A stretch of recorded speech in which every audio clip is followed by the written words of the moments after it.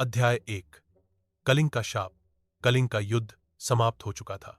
सम्राट अशोक की सेना ने जबरदस्त संघर्ष के बाद कलिंग के विद्रोही राजाओं को परास्त किया था। यह विजय मौर्य साम्राज्य के लिए बड़ी उपलब्धि थी, लेकिन जो न केवल एक विजेता बल्कि एक संवेदनशील शासक भी थे।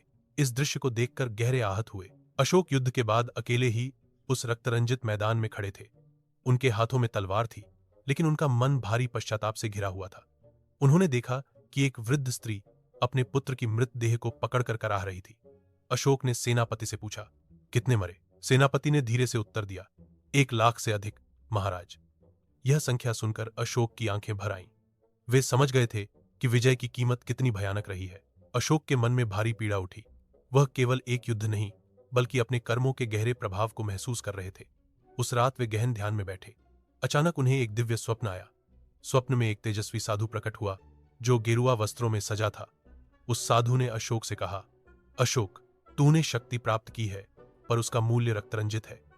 अब तुझे उस शक्ति की रक्षा करनी होगी जो अदृश्य, अनंत और अमर है। अशोक ने पूछा, क्या मैं इस विनाश के लिए प्रायश्चित कर सकता हूं? साधु ने उत्तर दिया, हां, प्रायश्चित का मार्ग है। एक गुप्त संगठन बनाओ, जिसमें 9 पुरुष होंगे जो सच्चे ज्ञान के संरक्षक होंगे। उनका काम होगा विज्ञान, तंत्र, युद्ध और जीवन के रहस्यों की रक्षा करना। ये पुरुष संसार की नजरों से छिपे रहेंगे, पर भविष्य की दिशा तय करेंगे। अशोक ने यह दिव्य आदेश स्वीकार किया। उन्होंने 9 पुरुषों को बुलाया, जो सामान्य दिखते थे, पर उनकी आंखों में अद्भुत तेज था। अशोक ने कहा, आज से तुम नवगुप्त पुरुष हो। तुम्हारा कर्तव्य है ज्ञान की रक्षा करना। यह संगठन छिपा रहेगा, पर इसका प्रभाव संसार में दूर तक जाएगा। नवगुप्त पुरुषों का गठन हुआ।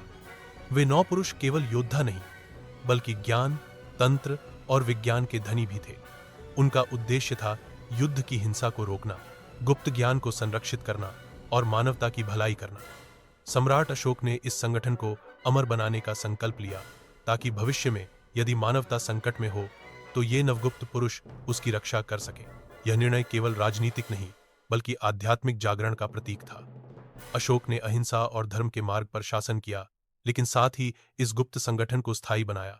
यह संगठन सदियों तक छिपा रहा, पर हर युग में मानवता की सेवा करता रहा। यह कहानी हमें यह सिखाती है कि शक्ति के साथ जिम्मेदारी भी आती है। जब हम अपने कर्मों के प्रभाव को समझते हैं, तभी सच्चा ज्ञान और शांति प्राप्त होती है।